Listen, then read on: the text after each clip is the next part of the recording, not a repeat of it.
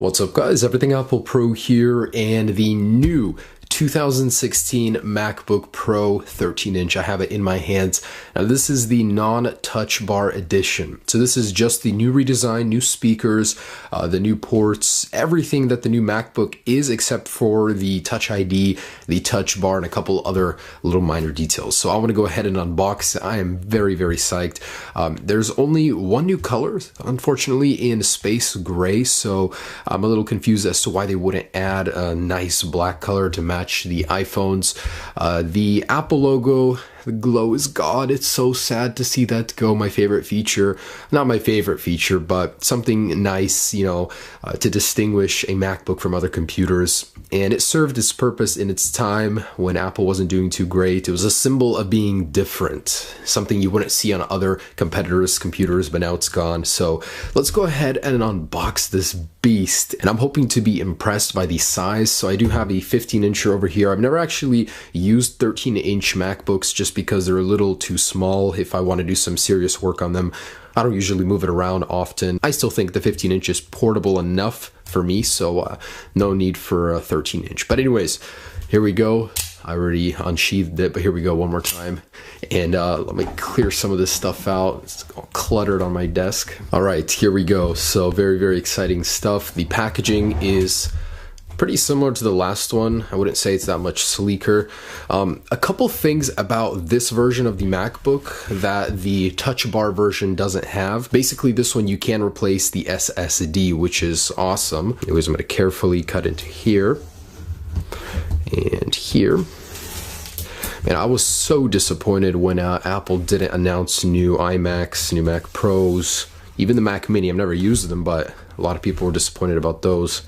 Even the display, the 5K display, Apple just gave up and handed the keys to LG. So I'm going to review it when I get it.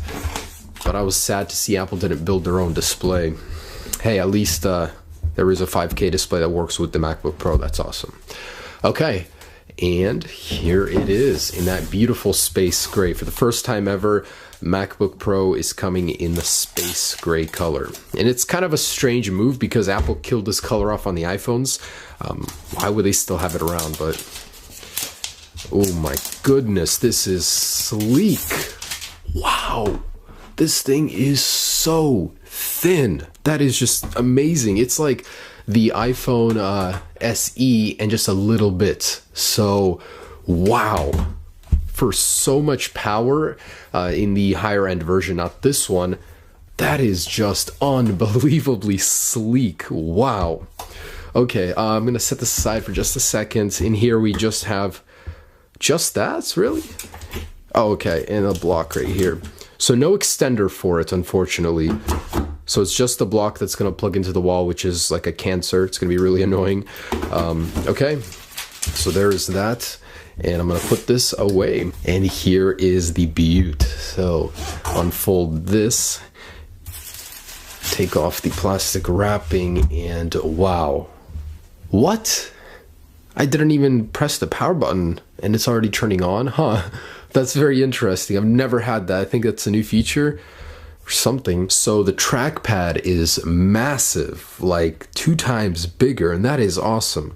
I mean, I've seen some people complaining about it, asking why Apple would make it bigger. Really, how could you like not want this? More room for travel when transferring files. If you want to draw, I mean, like do something more with the trackpad, you now can. It's bigger. That's awesome. Keyboard. I'm going to go ahead and set this up real quick, and I'll get back to you in a second. All right, so I'm almost done with the setup. I just want to say the build quality on this thing is fantastic. I'm in love. Seriously, I love that the bezels have shrunk just a little tiny bit. It gained a lot of features from the MacBook. The keyboard, it's a little better, but not by much. I expected there to be more travel room. It's going to take a while for me to get used to it, as I'm pretty familiar with regular keyboards on the MacBook Pros right now. These are definitely less clicky. There's not much you can do with it. I mean, it's like half a millimeter in and then that's it. So I guess it'll just take some getting used to. That's a big complaint with people. Now the base MacBook Pro, this one replaces the MacBook Air. So you're gonna get your function keys right here as you're not getting the touch bar. And this starts at $1,499 and you're only getting 256 gigabytes of storage. So pretty bad, honestly.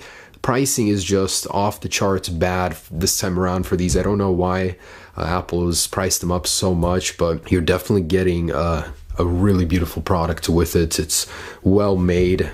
You're only getting 2 ports, so 2 USB-C ports and 1 headphone jack. Now, if you want to use your headphones from your iPhone, you will not be able to. You cannot plug an adapter into here to use them as they are lightning based.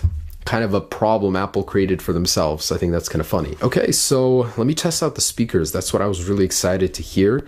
I want to see how these sound. All right, sorry, I'm going to play my own video here.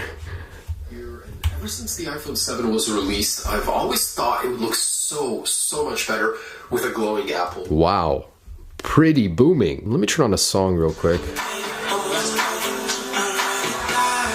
Wow, I love it. It reaches so far. I wonder if there will be a difference between this and the 15-inch. Will the 15-inch be louder, better? Wow, that is fantastic for speakers. I've always loved the speakers on my earlier MacBook Pro. Guys, I'm impressed. This thing is beautiful. I love the color, the build, how thin it is. It's unbelievable. I mean, this is totally a great replacement for the MacBook Air. It's the MacBook Air just without the name anymore. Wow, guys. I mean, I'm sorry I haven't even used this thing, but just from Apple build standpoint, this thing is fantastic. Keyboard is not as great as I expected, but I think I'll get used to it with time. I love the trackpad. I love the speakers. The display is popping. I mean, it's juicy, very bright. Yeah. Guys, I cannot wait. I'm going to do a more in-depth review for you guys, compare it with my personal MacBook Pro right now. I actually did order the 15-inch model, the highest end, $4,300 for myself to personally use. So yeah, I broke the bank on that one. Anyways, thanks so much for watching, guys. Stay tuned for more videos. I'll be back soon. Peace.